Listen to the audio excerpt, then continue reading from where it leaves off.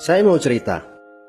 Ada dua orang sahabat yang tinggal di sebuah desa kecil di Italia. Sebut saja nama mereka adalah Pablo dan Bruno. Mereka adalah anak muda yang memiliki impian yang tinggi. Mereka sering berkhayal bagaimana kalau suatu hari nanti mereka menjadi orang terkaya di desanya.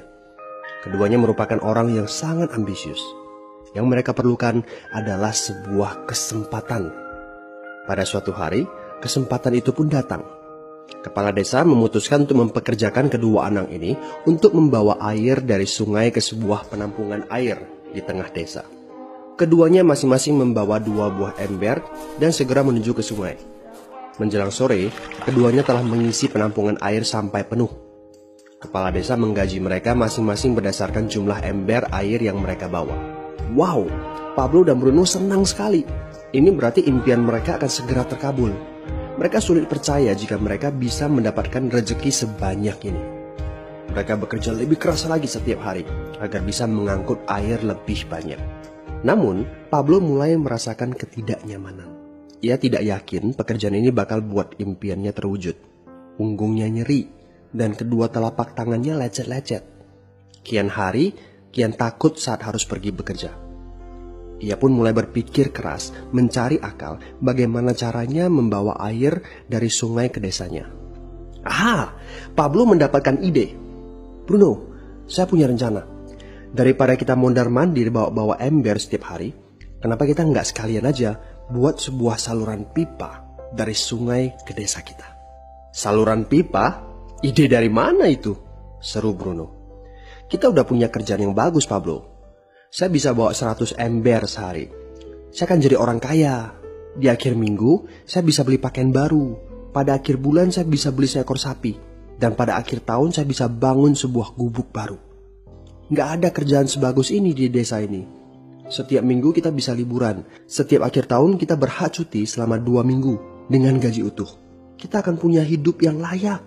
Jadi buang jauh-jauh lah pikiran untuk bangun saluran pipa. Tapi Pablo tidak putus asa. Ia akhirnya memutuskan untuk bekerja paruh waktu. Ia tetap bekerja mengangkut ember-ember air. Separuh waktunya, serta di akhir pekan, dia luangkan waktu untuk bangun saluran pipanya. Hal itu tidak mudah. Penghasilannya otomatis menurun dan dibutuhkan waktu 1 hingga 2 tahun sebelum saluran pipanya bisa menghasilkan sesuatu yang berarti. Bruno dan orang-orang desa mulai mengejek Pablo. Dia menyebutnya Pablo si manusia saluran pipa. Bruno yang berpenghasilan hampir 2 kali lipat dari Pablo terus memamerkan barang-barang baru yang berhasil ia beli. Sapi, keledai, pakaian, sepatu baru, gubuk bertingkat 2. Bruno bisa makan mewah di kedai. Orang-orang di desa menyebutnya Tuan Bruno. Sementara Bruno berbaring santai di sore hari pada akhir pekan, Pablo terus saja menggali saluran pipanya. Pada bulan-bulan pertama, Pablo memang tidak bisa menunjukkan hasil dari usahanya. Pekerjaannya memang sangat berat, bahkan lebih berat daripada kerjaan Bruno. Karena Pablo juga harus bekerja pada malam hari. Demikian pula di akhir minggu. Tapi Pablo selalu mengingatkan pada diri sendiri bahwa impiannya dibangun berdasarkan pada perjuangan yang dilakukan hari ini. Dari hari ke hari, dia terus menggali, inci demi inci. Sedikit demi sedikit, lama-lama jadi bukit. Dari 1 inci kemudian menjadi 1 kaki. Kemudian jadi 10 kaki. Kemudian 20 kaki, 100 kaki, dan seterusnya. Bersakit-sakit dahulu, senang-senangnya kemudian. Demikian dia terus menyemangati dirinya sendiri. Sepulang kerja, tubuhnya lelah sekali. Fokus pada hasilnya. Kata-kata itu terus ia ulangi dalam hati setiap hari saat dia pergi tidur. Sementara dari bar di desa itu terdengar gelak tawa mengiringinya ke alam mimpi. Ayo, fokus pada hasil akhir. Hari berganti bulan, saluran pipanya sudah setengah jadi. Saat beristirahat, Pablo melihat dari jauh sahabatnya Bruno yang terus saja mengangkut ember-ember. Bahu Bruno tampak semakin lama semakin membungkuk. Dia menyeringai kesakitan. Langkahnya semakin lamban akibat kerja keras setiap hari. Dia semakin jarang bersantai-santai di tempat tidur gantungnya. Dia lebih sering terlihat di bar, duduk dengan wajah letih dan murung. Saat pengunjung bar melihat Bruno, mereka saling berbisik. Hei, ini dia Bruno si manusia ember. Dia lebih suka duduk sendiri di sudut yang gelap ditemani botol-botol kosong di sekelilingnya. Akhirnya, saat bahagia Pablo pun tiba. Saluran pipanya sudah rampung. Orang-orang desa berkumpul saat air mulai mengalir dari saluran pipanya menuju ke penampungan air di desa. Sekarang, desa ini sudah bisa mendapatkan pasokan air bersih secara tetap. Pablo tidak perlu lagi membawa ember. Artinya, airnya akan terus mengalir, baik dia sedang bekerja maupun tidak. Air itu mengalir saat dia makan, saat dia tidur. Air itu mengalir di akhir minggu ketika dia asyik bermain. Semakin banyak air yang mengalir ke desa itu, semakin banyak pula uang yang mengalir ke kantong Pablo. Apa moral dari cerita ini? Pertanyaan yang paling penting untuk kita renungkan adalah, siapakah Anda? Seorang pembawa ember atau seorang pembuat saluran pipa? Apakah Anda hanya mendapatkan penghasilan jika Anda datang ke tempat kerjaan, seperti Bruno pengangkut ember? Atau Anda termasuk orang yang bekerja hanya sekali saja, kemudian Anda dibayar terus-menerus, seperti Pablo pembuat saluran pipa? Jika Anda termasuk orang kebanyakan, itu berarti Anda bekerja dengan menggunakan pola pembawa ember. Anda membarterkan waktu untuk mendapatkan uang.